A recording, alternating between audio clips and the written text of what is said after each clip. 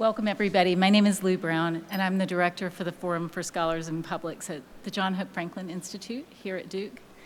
I welcome you all today to the second program in our four-part series, Contemporary Conversations in Christianity. The series has been developed by Elizabeth Schrader, Polczer, doctoral candidate in the graduate program in religion at Duke, and this year's Anne Fearer Scott Public Scholarship Fellow.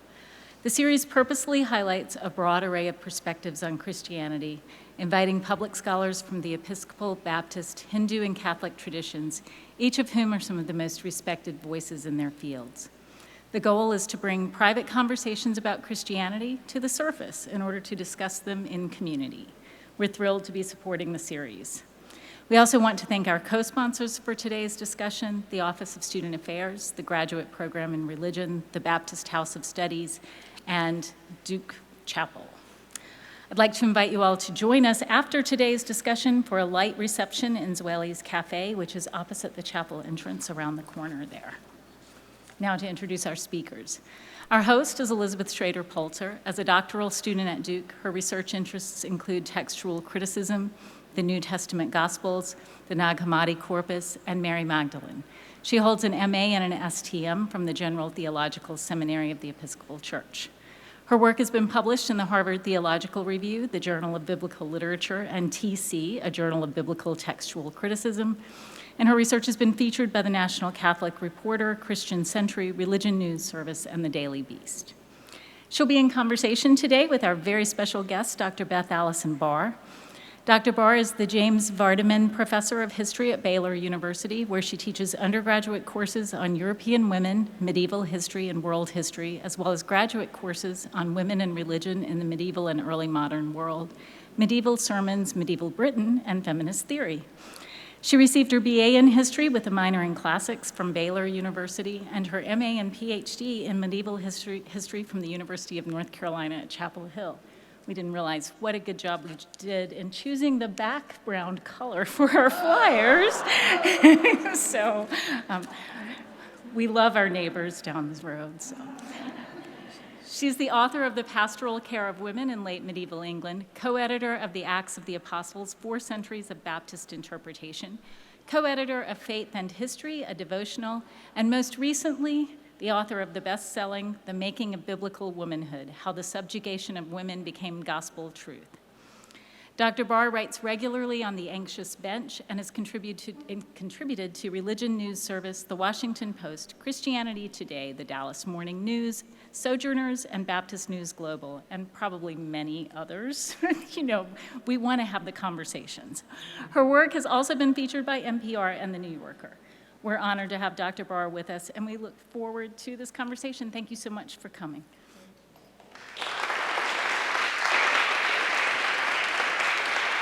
Thank you so much, Lou, for putting everything together. And it's wonderful to see all of you here. Thanks for coming to these conversations. Really, it's a way of me getting to talk to some people that I think are super cool and bringing them here. And so it's kind of an excuse for me to have a conversation that I've always wanted to have, because before this, I've only talked to Dr. Barr on Twitter. So now I get to talk to her in person, thanks to Lou and thanks to you. So thank you so much for coming out. So today's topic, of course, considering that this is an overlap between our research, is Christianity and women. That's something that both Dr. Barr and I work on in our disciplines, though we work in very different time periods. I work on women in antiquity, and Dr. Barr works on mostly medieval women and Reformation women. So one of the things that really struck me when I was reading her book, The Making of Biblical Womanhood, which is available for sale in the Divinity School bookstore, and they'll be open until 5:15 today in case you want to buy one. Just letting you know. The Making of Biblical Womanhood, she talks throughout about patriarchy as a shapeshifter. And this really struck me. I actually have heard patriarchy discussed in this way in other mediums as well, in other disciplines, I should say. I know that racism has also been described as a shapeshifter. What Dr. Barr writes in her book is, women have to adapt to the ever-changing rules of patriarchy. The patriarchal equilibrium endures, but it is defined by the culture around us. the rules of patriarchy change as history changes. So when she's talking about the difference between women leaders and preachers in antiquity, which are the kind that I deal with, or in the medieval era, versus in the Reformation era, she says that in antiquity and the medieval era, rejecting feminine distinctiveness authorized women's voices in medieval Europe. But that no longer worked in the post-Reformation world. Embracing feminine distinctiveness now became the best way forward for women called to preach. And I thought that was so interesting. I work a lot with women in antiquity like Thecla, who baptizes herself and who Paul commissions to go out and preach, supposedly a first century woman who's still venerated as a saint in many traditions. And Thecla has to cut all her hair and sort of hide the fact that she's female in order to receive this benediction from Paul that she can go forward. And then there's, of course, Macrina, the sister of Gregory of Nyssa, who also, he even says, if you can even call her a woman, because she had so transcended her gender, and that sort of gives her this saintly aura and the ability to lead and to be a philosopher, because she has let go of her femininity. And what I'm hoping that you can talk about a little bit is how this also shows up in medieval women and how that changes when we get to the Reformation and how that reflects on patriarchy as a shapeshifter. Yes, thank you. And I'm so happy to be here. I put out somewhere this morning, maybe on Instagram, that last time I was here, I was an undergraduate student about to defend my dissertation at Chapel Hill. And so I feel much better now, much more confident and comfortable coming back. And Duke is such a beautiful campus. And I still can say that even though I am a Tar Heel. I think this idea of patriarchy as a shapeshifter, I think, is one of the most important ones to understand, especially when we talk about women in the modern church today, especially women in conservative evangelical circles, because a lot of the argument about why women should not be allowed in leadership roles is this argument that they need to return to traditional gender roles, that the traditional way that women always should be throughout history is under the authority of men, that this is even something that God ordained, and that this is a consistency throughout history. And so what I was trying to do in the Making of Biblical Womanhood was show that, well, on the one hand, yeah, patriarchy is a consistency, but because patriarchy is determined by culture and it's determined by history, it changes based upon that history and culture. And so I think in the medieval world, we do have a lot of continuity with women in the ancient world, in the sense that in order to achieve, although I think it worsened a little bit for women in the medieval world, in order to achieve spiritual authority and power, they had to give up the things that made them distinctively female, such as marriage. Now, I mean, you could also make the argument it's similar for men, too, if you think about the priesthood. But nonetheless, women had to give up getting married. They had to give up having children. They had to, or at least walk away from that later in their life. And often women who who are espoused with religious authority in the medieval world are often described as, like one 15th century sermon says, women and God be men. And this idea that women, in order to have this religious voice, that they have to become more like men because there's something wrong with the female body. Like the Gospel of Thomas 1:14, where Yes. Jesus says that Mary has to become male to receive the kingdom and to be worthy. Yeah, no, I mean, we find similar statements like that that in order for women to gain this religious authority, that they often have to give up. And so you think about women religious and women who move into monastic settings and even quasi-monasticism. Now, there are a couple of big exceptions to that. Of course, Mary, the Mother of God, and then in some degree, Mary Magdalene, I think. Well, we'll save her for the end to talk about. But nonetheless, there's this idea that women can achieve religious authority in the medieval world. I call it sort of the loophole of medieval Christianity, that we do end up with these really powerful preachers in the medieval world, women like Hildegard of Bingen and women like Catherine of Siena. And they have influence over male religious figures. They often have male religious figures reaching out to them and asking them for advice. We think about Catherine of Siena, who had a significant influence over the papacy at the time. And then also that they went on preaching tours. A lot of these women, and we know that both men and women came to listen to them preach. And we also know that women made arguments that they could preach because they had overcome the weaknesses of their bodies. So this is a continuity. And what I noticed as, I read 15th century sermons through 17th century sermons. And one of the things I noticed in reading across this is I see a shift in how women are extolled for their piety and their virtue. And what we see after the Reformation era, and I don't want to blame it all. I have a Reformation colleague in here, so I can't blame everything on the Reformation because he might come after me. But nonetheless, we see in the post-Reformation world, we see a greater emphasis put on women as mothers, and that this is tied to their piety.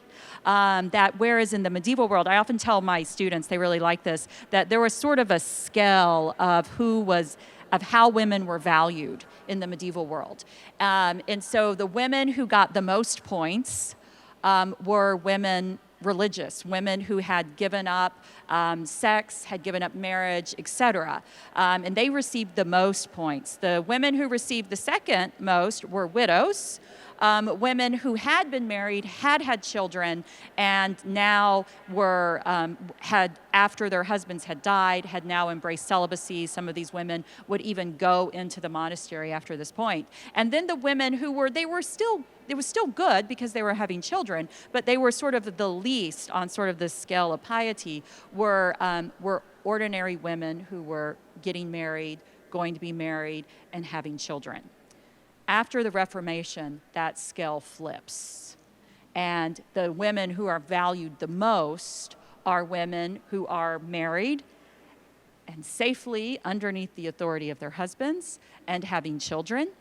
And then the women who are the least, and you can especially think about this as we're moving closer to the 19th century, and actually even 17th century, but we begin to have these negative images of these single women who never get married.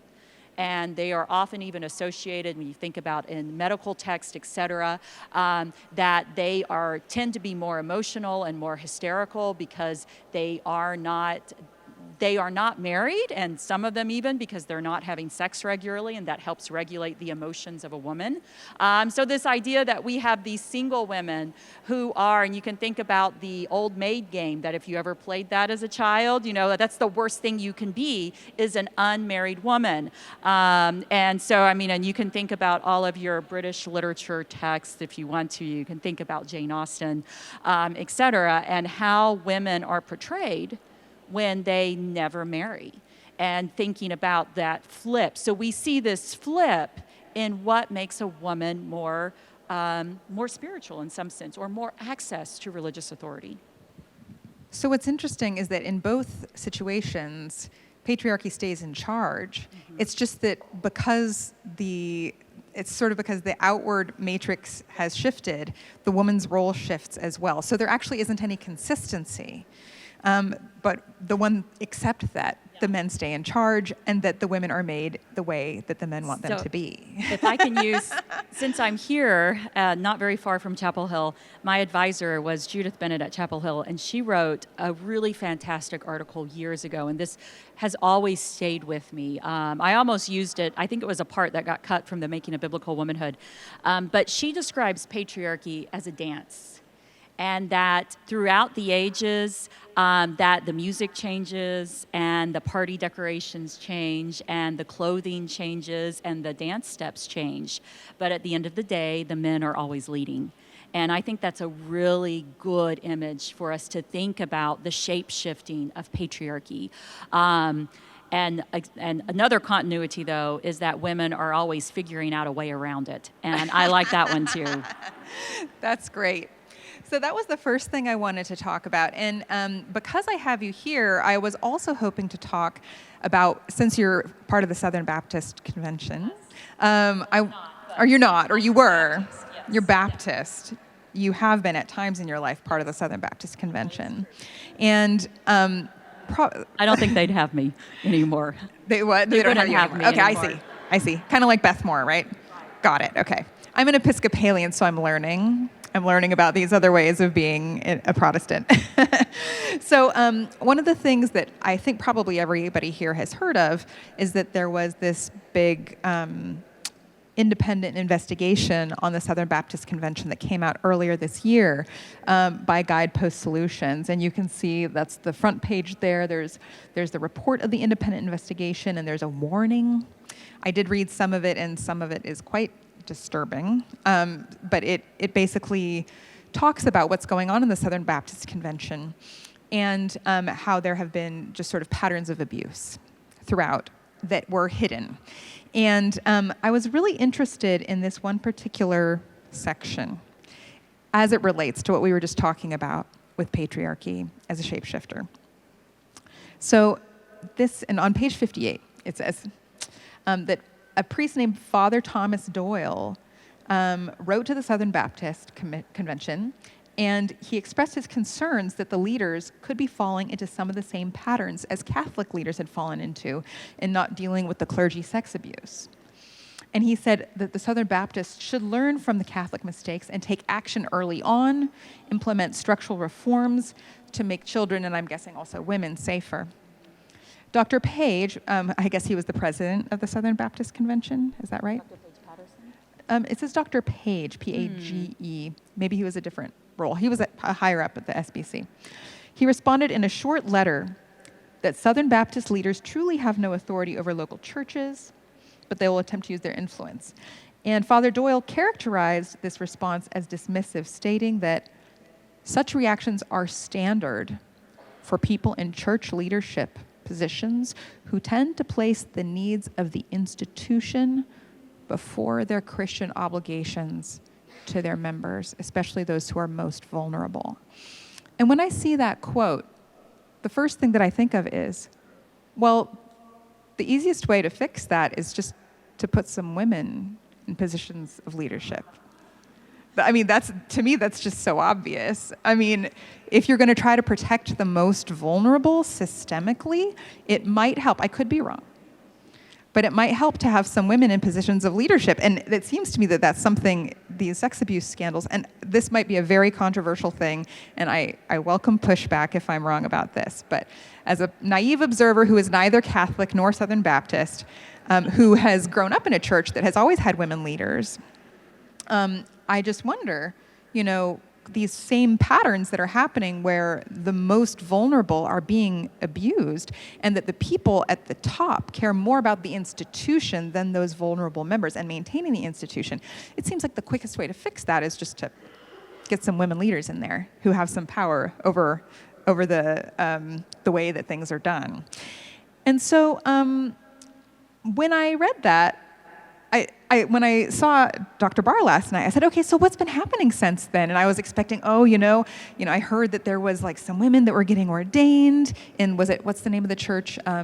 Saddleback. And I was like, oh, is everything changing now in the Southern Baptist Convention? And she said, actually, no. The opposite has happened. And she told me that just in the last few weeks, it says hundreds of pastors call for the SBC Constitutional Amendment banning female pastors. And I was like, what? That just seems like, it's foreign to me, and it's strange. And it seems to me like the opposite would have happened. And by the way, and I'm very sorry to share this, but I looked in today, it's got 1,100 people who have signed on to it. And I was just scrolling down the list of all the people who have signed it, and I was like, okay, there are a lot of Southern Baptist pastors who feel very strongly about this.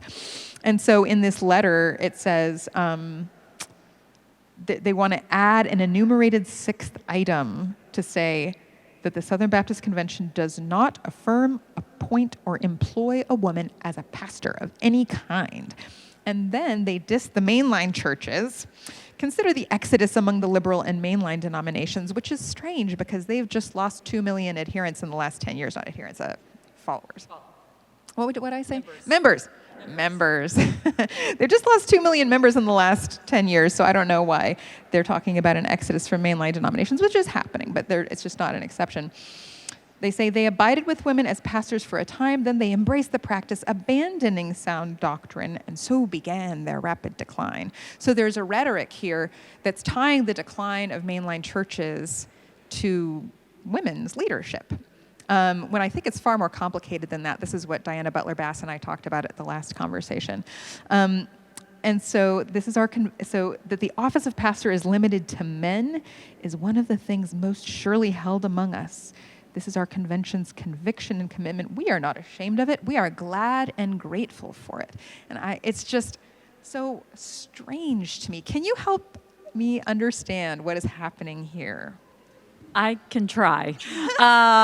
It is somewhat of a mystery to us all, except for I can tell you that what we certainly see with the Southern Baptists, because if you followed the history of the Southern Baptist world, we know that starting in 1979, we had what is called the conservative resurgence, in which we begin to see this crackdown on gender roles and pushing women out of, especially in seminary positions. A lot of women at Baptist seminaries lost their positions after the conservative resurgence took over, and this also had an impact on women preaching and women in seminaries being able to take preaching classes, etc.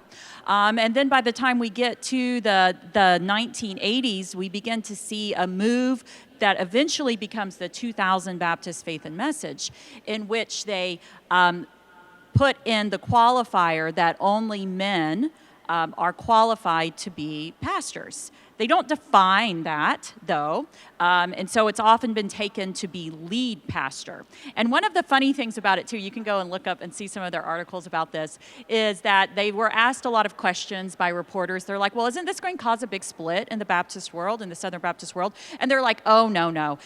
First of all, we're not going to make any church stop hiring women. That was one of the things that they said. You can go look and see Al Mohler's words. They said the other thing is most of our churches don't hire women anyway, which by then was true. Because you can imagine, since the late 1970s, we've had this push of women out of seminaries, women out of getting the training that they would need to be ordained pastors. So it's not really surprising that by the time we get to the 2000, that very few Southern Baptist churches actually have women in ministry. So it's not surprising at all. So I don't think that the leaders of the Southern Baptist Convention felt the need to qualify anymore about women, about who gets to be a pastor, other than sort of this general statement, because it wasn't threatening them. What has happened since then, though, is that we have begun to see a lot of reaction and women beginning to, even thinking about Beth Moore, we've seen a lot of public reaction and responses to this, and women challenging, and even churches beginning to challenge. And in fact, what happened after the Southern Baptist Convention meeting this summer, or right before it, is Rick Warren at Saddleback Baptist Church out in California, which has been sort of heralded as one of the largest. It's a very prosperous church. It has a lot of members. It has been a model for many in the Southern Baptist world, that they publicly ordained 3 women. And this was a direct challenge to the Southern Baptist, I think, to the Southern Baptist world. And so their response now, because they have been threatened, is to double down on this, on women not being in leadership, and qualify and say that any church that employs a woman as a pastor should be disfellowshipped from us.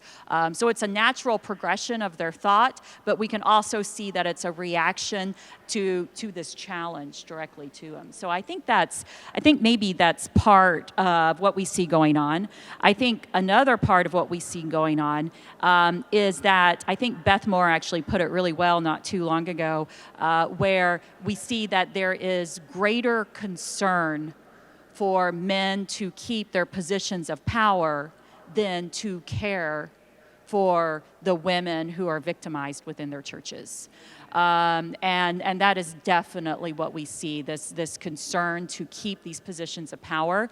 I think it's also important to note that one of the reasons why women are more vulnerable in these spaces is because they are not allowed a seat at the table. If women were able to have a seat at the table, were able to exercise some authority and influence, then it would help them be less vulnerable within these communities. So their vulnerability is increased because they don't have a seat at the table. And then we see the Southern Baptist Church making it even more difficult for women to move into leadership positions and have their voices recognized as even being as valuable as men. So I think this is a significant, I try sometimes to laugh about these things, but the reality is that there's a lot of human cost. And there is so much human cost to the move of what the Southern Baptist Church has done. And this is happening right now. So Yeah. you can see that the date was just a couple of weeks ago. And someone tweeted in response to this, Dwight McKissick. Mm-hmm. And I was just like, wow. So what he tweeted was, it's amazing that the SBC didn't kick churches out for supporting slavery, allowed pastors who tolerated abuse to remain, didn't remove churches who've practiced various forms of racism historically, but now let a woman be a woman's pastor, a youth or children's pastor. We can't accept that. So what is so radically threatening about having women have a seat at the table? That seems to be the problem. That seems to be the underlying problem. And in this article, you actually were quoted as saying that it really probably isn't about biblical inerrancy. It's about Women. It's about power. It's about power. I forgot the microphone. It's about power, y'all. That's really so it's cloaked. It's cloaked. And it's shape-shifting. It seems to be that it's about, okay, we're trying to keep our biblical values, and then there's many, many quotations of the pastoral epistles in there. Is that really what it's about? It seems to be about power. I would definitely argue that. And Dwight McKissick is actually a lot of fun. I've gotten to know him through this. He's interesting. He would still argue that women shouldn't be lead pastors, and he has a very interesting argument about that. But at the same time, he has become a really powerful voice advocating for women to hold almost every other position. And so it is, and I don't know. He's threatened to leave the SBC more than once. He's at a church in Dallas, at a black church in Dallas. So, So I just think that's very fascinating. Thank you for telling me what's going on in the SBC. It's really interesting for those of us who study women and gender and Christianity, especially that this is happening in real time. So I want our audience to be able to talk to you a little bit as well, but I have one last more fun question that I wanted to ask, because you are a specialist in medieval women. And I wanted to talk about how when I first got interested in Mary Magdalene, I first read this book, The Complete Idiot's Guide to Mary Magdalene, that talks about all these legends in the south of France. And I was, before I ever started my graduate work, I was able to take a trip to the south of France and visit all of these legendary sites about Mary Magdalene and her sister Martha and her brother Lazarus, all over the south of France. And these were absolutely medieval legends that went back for quite a while. My favorite, one of the most interesting ones, is that Martha has a dragon. She fights a dragon, so that was really interesting. And this is another one that's sort of a golden legend. This is very strange. In the year before I started my PhD, after my master's but before my PhD, I was teaching piano in St. David's School on the Upper East Side. And as I got there, I was ushered into a chapel and said, "This is where you're going to be teaching piano every Friday." And the chapel was covered in stained glass windows depicting scenes in the life of Mary Magdalene. It was strange because I had just started, I knew I was going to be studying Mary Magdalene, and I could have gone into any school, into any room in the whole school, and they gave me to teach in this chapel. And it turns out it's a 16th century window from the south of France that William Randolph Hearst collected, and he donated it to this school, to this chapel. And so every Friday I was staring, this is a picture that I took, and I was like, what is going on with Mary Magdalene here? Like, she's talking to some people, she's got a green belt, there's a boat, there's like a pregnant lady, and there's rocks and stuff. So can you tell us a little bit about the medieval Mary Magdalene and Martha, because it's so fascinating. So I love talking about the medieval Mary Magdalene and her sister Martha in the medieval world. And one of the things when I teach my undergrads, I often start off with the story I start off with the biblical account in Luke 10, which is the one that they're all very familiar with. And I have them read and tell me, what's the difference between Mary and Martha in there. And they often tell me that Mary's the one who is sitting at the feet of Jesus and she has the better part. And Martha is the one who is in the kitchen cooking the dinner and is doing all these domestic tasks. And I'm like, okay. And then I tell them the story about Mary and Martha in the medieval world, in which Mary Magdalene and Martha and their brother Lazarus set for sale after the resurrection of Jesus across the Mediterranean, and end up shipwrecked in France, and where Mary Magdalene and Martha begin a preaching tour, essentially, which eventually leads to the conversion of France. And part of this preaching is they convert who is in the picture here, the king and queen of Marseille, or the Lord and his wife of Marseille. And his wife is unable to have children. She's infertile. And they hear Mary Magdalene preach, and they're like, wow, maybe you could ask your God if we could have a kid. And Mary Magdalene says, sure. And so she prays for them. And lo and behold, the wife gets pregnant. And they decide that they're going to go and check this Christianity out. So they're going to actually go back to Rome, and they're going to go see Peter and talk to him. And so on their way back, though, they hit a really bad storm. And his wife, at this time, her pregnancy has progressed. She goes into premature labor, dies during the storm, has the baby, and the husband is so distraught, doesn't know what to do, and he ends up leaving the body of his wife on an island in the middle of the sea, with the baby sucking at her breast because there's nothing else he can do for it. And then he makes his way on to Peter, and he talks to Peter. It's a really fun story. And Peter essentially, he says, hey, is Mary Magdalene somebody I should be listening to? And Peter says, I'm obviously putting this in colloquial for you. And Peter says, yes, she is essentially, she's preaching. She's an evangelist. You should go and listen to her. And so he actually prays for the help of Mary Magdalene for what has happened to his wife. He gets back on his ship to go back home and see Mary Magdalene, and lo and behold, he passes that island, and he sees a little boy playing near the beach. And he goes and lands and finds out that his wife was restored to life, his son has lived, and he picks them back up and sails back, and this is the beginning of the conversion of France because of Mary and Martha. In the meantime, Martha, who's also preaching, goes down to a river and finds a dragon that's killing all the people. And so she ties it up with her girdle, and then gets the people to come stab it with their spears. And so I tell my students these stories, and I'm like, so which one of these stories is more accurate? This Martha who's in the kitchen, or this Martha who's a dragon slayer?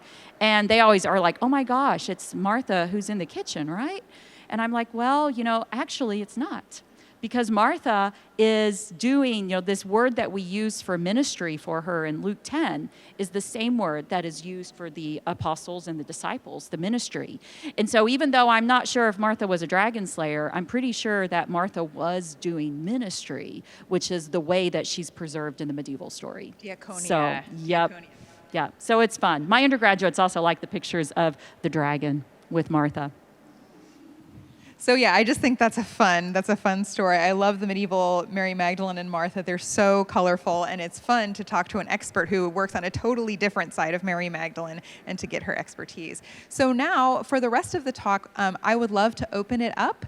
If anyone wants to ask questions, here we have Beth, Allison, Barr, and I know a lot of you have read her book, so this is your chance. Would anybody like to talk to her or have any questions about what we've been talking about?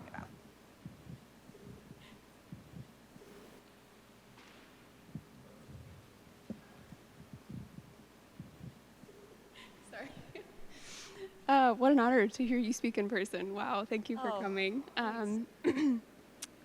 As a woman who grew up in the SBC, I'm a daughter of an SBC pastor. Sorry to bring it back to this kind of downer topic, but it just weighs so heavily on my heart. I obviously left the SBC because I didn't have the ability to pursue what I felt like was this calling in my heart to serve the church. Now being out of it, though, and still having so many friends and family in it, I kind of feel like I left them behind. Like I left those women and those children behind in this incredibly, I believe, toxic culture.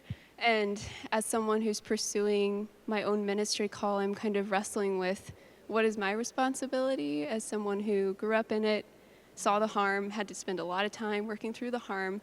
You know, do I fight for the SBC to change? Do we fight to change this culture? Or do we just let it go and pray that, you know, people are protected and that women get out? And that, I know that's harsh. I have a lot of love for many people, including my own father in the SBC. But I guess from that top-down level, I'm left kind of wondering, what can we do? Can we do anything? Right. No, I think that's a really good question, and it's a hard question. I will tell you that on a very large scale perspective, thinking about church history, I think it's less important to fight for particular denominations or to fight for like even the survival of white evangelicalism.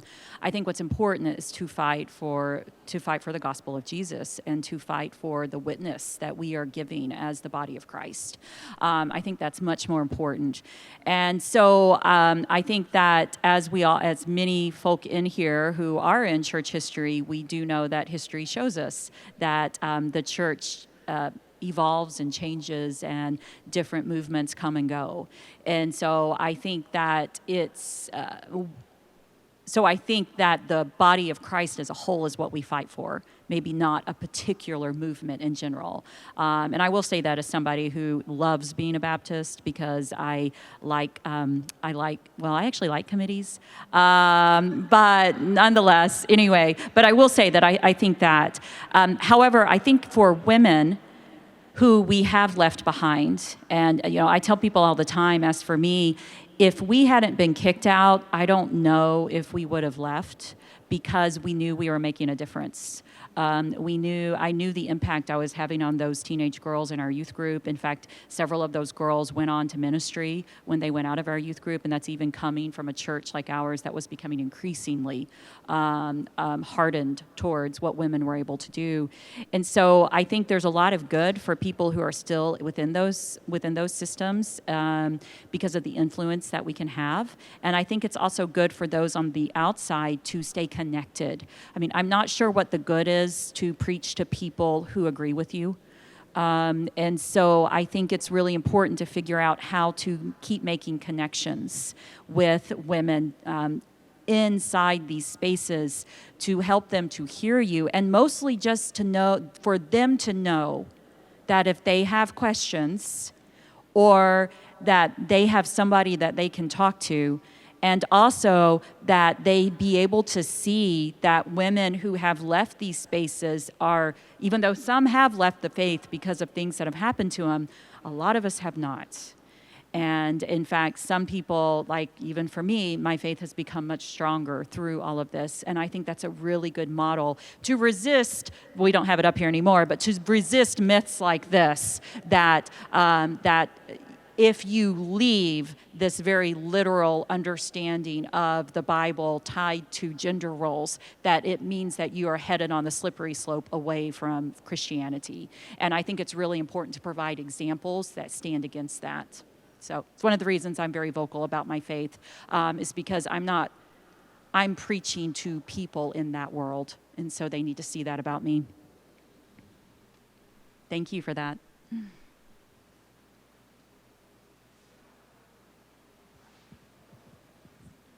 I actually want to piggyback on that question too. Sure. So we were talking about local movements and women and individual women, which is awesome. But I figure probably you have your finger on the pulse of more global and bigger things. Have you seen any change in like a larger scale way? Like we've seen a lot of negative, clearly. But have you seen any positive change kind of happening? So I could answer that both ways. On the one hand, I just gave a lecture series at Gardner-Webb University, and those are also going to be streamed too. If you want to hear what they're going to be posted if you want to see those. But one of the things that I talked about in there was the spread of this very conservative strain of evangelicalism going out into the global world, and I used Asia as an example of this. And I also used the example of the ESV going global and how much the ESV has spread throughout. And a large part of this is because they raise significant amounts of money to give the ESV to other parts of the world. I know it is. And so there is a very clear spread of this very conservative evangelicalism that has moved beyond the borders of the North American world. And I'm not sure the impact that is going to have. I can tell you that the Making of Biblical Womanhood and Jesus and John Wayne have both been recently released in Brazil, and watching the fights go down about those two books shows me how much. And what's really interesting is that my book was apparently the first one printed since like the 1980s in Brazil that presented a non-complementarian view of women in the church. And so, I mean, so you can think, so there is a lot of concern on the negative side of that. But I think also on the positive side of that, like for, I was talking about some of the women, churches in places like China have had powerful preaching women, really from the 1870s up until relatively recently when they started trying to push them out. And so we can look around the global world. I always tell people that the SBC is so small when we look around, and we can look around at the traditions all around us that have had women leading and serving well. And so it is just a myth to say that when women start serving, that people start losing their faith. And there are so many clear examples of that. So, yeah. So both sides of it, though. Thank you.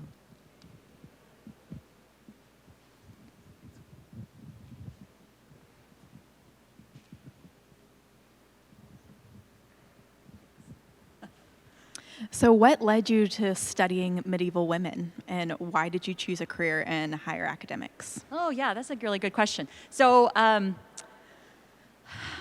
a long time ago, when I first became a freshman at Baylor University, I was actually planning to go into journalism because I like telling stories that people would read. And but I very quickly realized that I didn't want to live on the deadlines of a journalist, and that I wanted to know what I was going to write about. So I switched to history.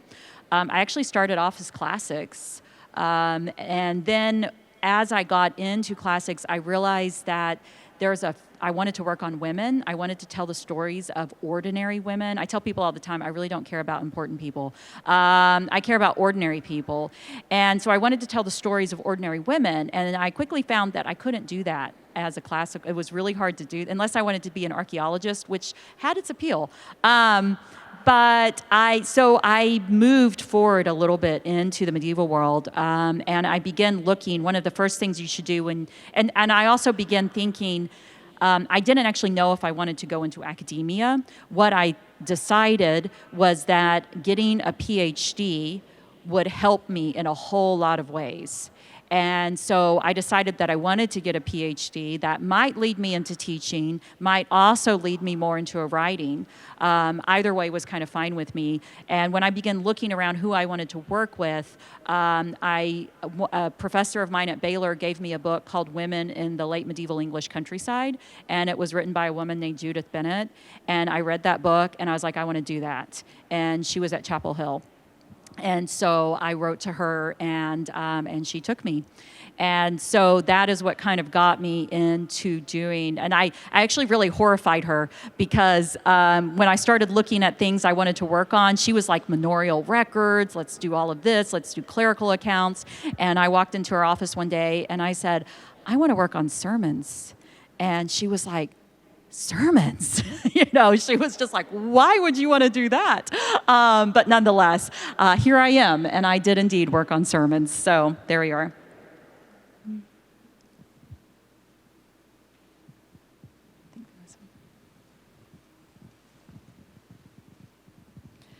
Hi. Thank you so much for being here. I grew up evangelical. And one of the things that I've found in evangelical spaces is that often there's a lot of internalized misogyny among the women in those spaces. And a lot of some of the loudest voices, at least in communities that I've been a part of, that are supporting things like this are actually the women in the spaces. And even just for myself coming out of evangelical space, there's still, I think, a lot of, I'm sure most of the women in this room would say the same thing, that we all carry our own internalized misogyny. And so I'm curious for you in your experience, both how you have pursued healing and also how you interact with women who are carrying a lot of internalized misogyny and who are advocating for things like this in their own communities and spaces. Yes, you are right. Women are, I often tell people that even if men set the rules in these communities, women police the boundaries. And you have to think about why they do this. And one reason why they do this is because they truly believe that this is the path to be a godly woman. And which I don't know if that helps much, but it does, that this part of this is that they truly believe this. The other part of this, and I've gotten a lot of pushback from women for saying this, they get mad at me, but at the same time, we know that when you are in systems, when you support the rules of the system, you are often allowed to have more power and privilege within that system.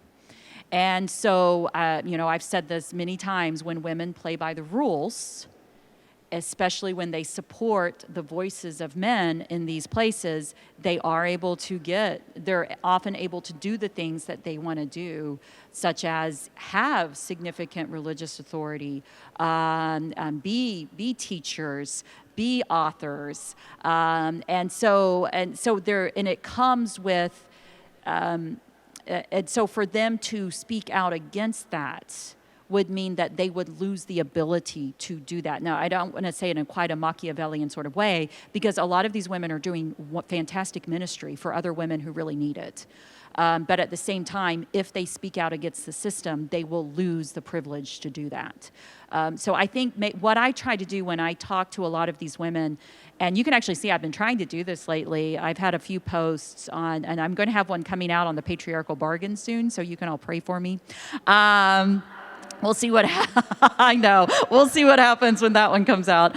But nonetheless, I think I've been trying to slowly help women understand that by supporting these systems, that the only reason patriarchy works is because we support it.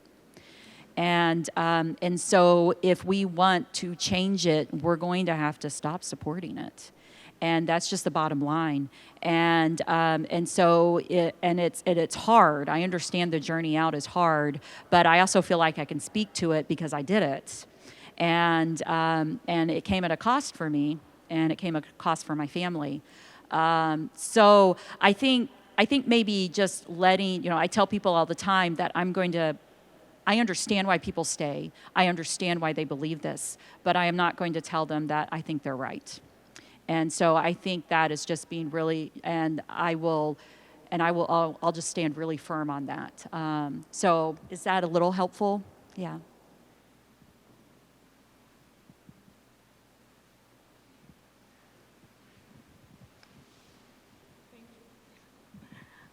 So you have clearly received a lot of feedback from the book. I understand both good and bad, but I'm especially interested in the feedback you've received from the women who've read it, who live in this sphere, and I'm wondering, because of the volume of feedback that you have had, if it has shaped your thinking in particular ways, and if it might be shaping it towards an ongoing project, maybe a second book or a response.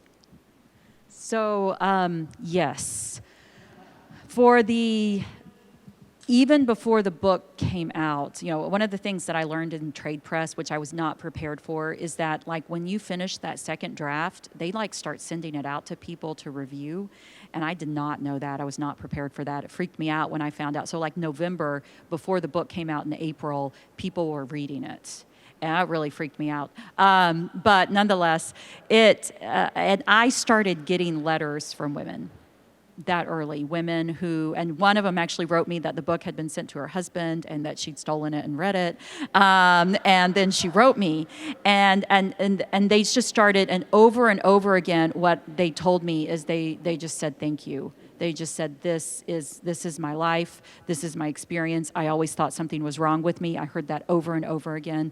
I thought that because I felt called to ministry or because I felt so oppressed within this type, I was trying to be the godly woman, and I didn't understand why I still felt this way. And so, they just kept saying over and over again, thank you. One woman who wrote me last November, actually, was a woman from China.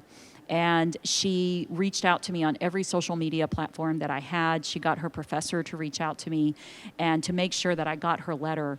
And one of the things, she actually gave me permission to share her letter. I've written about it before.